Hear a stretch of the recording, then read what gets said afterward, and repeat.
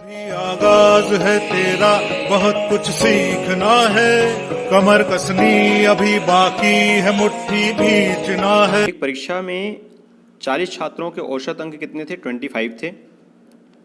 बाद में यह पाया गया कि एक छात्र के अंक गलत रूप से 37 के बजाय 73 के रूप में दर्ज किए गए। तो यहाँ पर बताना है कि सही औसत क्या होगा।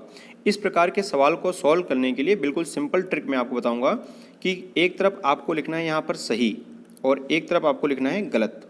देखिए सही मान कितना था? सही मान यहाँ पर था 37, तो यहाँ लिख दीजिए 37। गलती से कितना हो गया? 73, तो लिख दीजिए 73। अब देखिए इस गलती के कारण डिफरेंस कितने का आ गया? इस गलती के कारण डिफरेंस आया 36 का, और ये 36 का डिफरेंस कितने लोगों पर बढ़ जाएगा? 40 लोगों पर बढ़ जाएगा, तो यहाँ लिख दीजिए 40। और अब देखिए इसको कट रहा है तो काट दीजिए, 4 से काटेंगे तो 9 बार और 4 से काटेंगे तो 10 बार। इसको हमने किया सॉल्व तो आ गया 0.9। इस गलती के कारण अगर आप गौर करेंगे तो 0.9 जो है एवरेज वो सभी लोगों को बढ़ गया। यहाँ एवरेज कितना आ रहा है? 25, तो इतना गलती के कारण बढ़ा हुआ है ना, तो इसलिए इसको घटा दीजिए तो आंसर सही आ जाएगा। यानी हो गया 0.9 को जब हम घटा देंगे तो यह आएगा 24.1। यही आपका फाइनल आंसर होगा। आइए इसी प्रकार का एक सवाल और देखते हैं कि 100 विद्यार्थियों ने औसत अंक 40 प्राप्त किए। बाद में यह देखा गया कि 53 अंक की को गलती से कितना लिख दिया गया? 83। और सही औसत बताइए क्या होगा। कि एक तरफ लिखना है आपको सही और एक तरफ लिखना है आपको गलत। देखिए सही मान कितना था? 53, लेकिन गलती के कारण कितना हो गया? 83। डिफरेंस कितने का आ गया? डिफरेंस आ गया यहाँ पर 30 का। 30 का डिफरेंस जो आया वो कितने विद्यार्थियों को बटेगा? वो बटेगा 100 पर। एक जीरो से एक जीरो हमने काट दी तो यहाँ हो गया 0.3। देखिए गलती के कारण यहाँ मान बढ़ा हुआ है, यानी औसत में घटाने से सही आंसर प्राप्त होगा।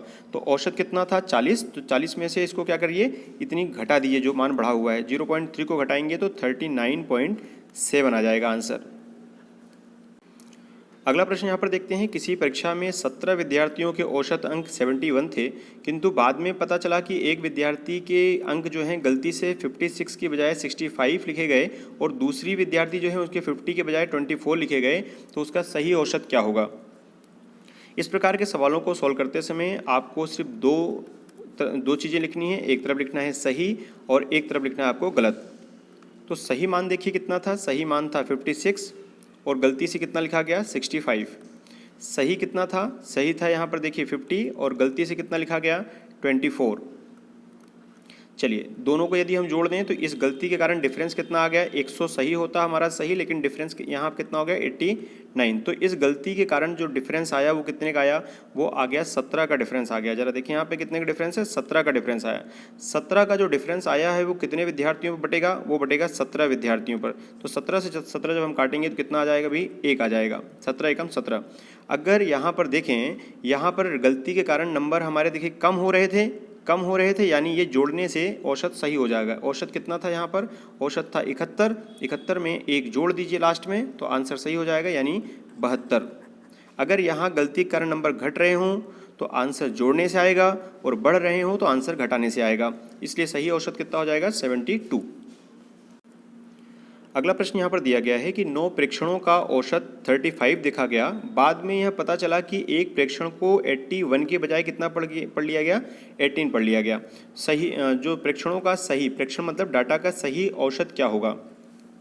इस प्रकार के सवालों को सॉल्व करते समय आपको एक तरफ लिखना है सही और एक तरफ लिखना है गलत। सही कितना था? सही था 81, लेकिन गलती के कारण पढ़ लिया गया 18। तो यहाँ पर देखिए डिफरेंस कितने का आ गया? डिफरेंस आ गया 63 का। 68 देखिए कम हो रहा है, यहाँ पर घट रहा है, तो यहाँ घटा दीजिए। कितने लोगों पर ये घटेगा भाई? ये 9 लोगों पर। तो 9 सत्ते कितना हो गया? 63। अब देखिए गलती के कारण हमारे नंबर कम हुए ना, यानी ये गलती के कारण घट रहा है औसत, तो यानी जोड़ने पर मान आएगा। ये याद रखिए, गलती के